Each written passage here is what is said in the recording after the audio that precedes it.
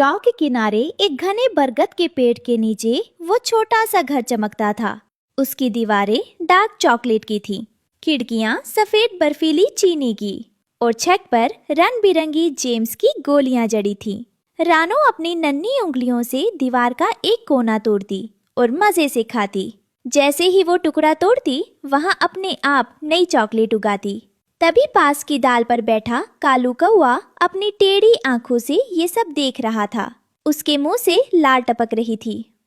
कहाँ ये लड़की सारा दिन अकेले ही मजे उड़ाती है। इतनी चॉकलेट! अगर ये घर मेरा हो जाए तो मैं जंगल का राजा बन जाऊंगा। रानो ने कालू को देखा और प्यार से पुकारा, कालू भैया नीचे आओ, देखो आज वनीला की खुशबू कितनी अच्छी आ रही है। क्या तुम्हें थोड़ी चॉकलेट खानी है? थोड़ी? मुझे तो ये पूरा घर चाहिए। नहीं रानो, मुझे तुम्हारी झूठन नहीं चाहिए। मैं तो बस देख रहा था कि कहीं इसमें कीड़े ना लग जाएं।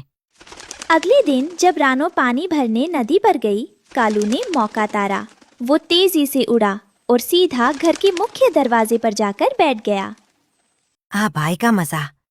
आज मैं इस घर की छत ही खा जाऊंगा। जैसे ही कालू ने अपनी सख्त चोंच एक बड़ी सी सिल्क चॉकलेट की ईंट पर मारी, ठक! एक जोरदार आवाज हुई। कालू की चोंच चॉकलेट में धंसने के बजाय मुड़ गई। उसे ऐसा लगा जैसे उसने किसी लोहे की दीवार पर वार किया हो।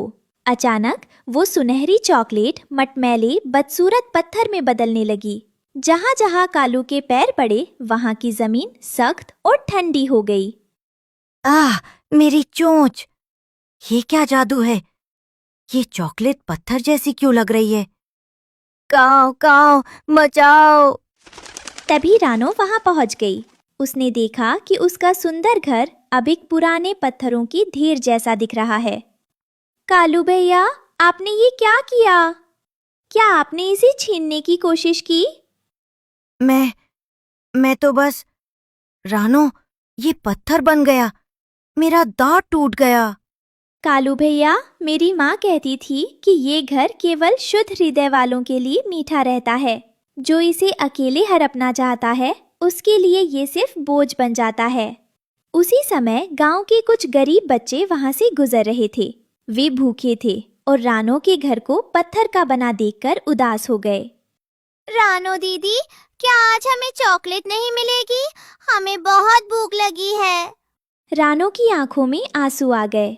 उसने पत्थर बन चुकी दीवार पर हाथ फेरा और धीमी आवाज में कहा, हे जादुई घर, मुझे अपने लिए कुछ नहीं चाहिए, लेकिन ये बच्चे भूखे हैं। क्या आप इनके लिए फिर से मीठे नहीं हो सकते? मैं अपनी सारी चॉकलेट इन्हें बांट दूंगी। जैसे ही रानो ने ये कहा, एक चमत्कार हुआ। पत्थरों से सुनहरी रोशनी निकलने लगी। पत्थर फिर से नरम, भूरी और खुशबूदार चॉकलेट में बदलने लगे। इस बार खुशबू पहले से भी ज्यादा लाजवाब थी। आओ दोस्तों, सब मिलकर खाओ, कोई भूखा नहीं रहेगा। वाह, ये तो पहले से भी ज्यादा मीठी है। ये कैसे हो सकता है? तुमने सबको बांट दी, फिर भी तुम्हारा घर छोटा नहीं हुआ। कालू भैया, जादुई बात यही है।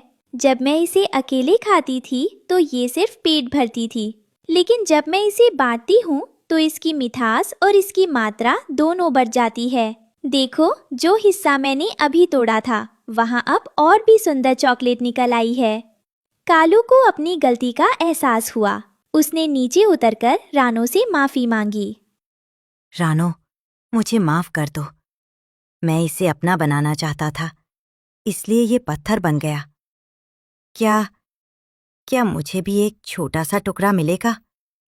वादा करता हूँ, अब मैं लालच नहीं करूंगा। रानो ने मुस्कुराकर एक बड़ी सी चॉकलेट की बर्फी कालू की ओर बढ़ा दी।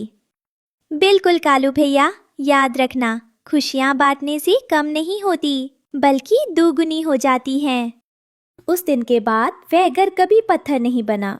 रानो हर दिन गांव वालों को चॉकलेट बांटती और बदले में उसे जो दुआएं मिलती, उससे उसका जादुई घर और भी विशाल और मीठा होता गया। कई महीने बीत गए। रानो का घर अब केवल एक घर नहीं, बल्कि गांव की खुशियों का केंद्र बन चुका था।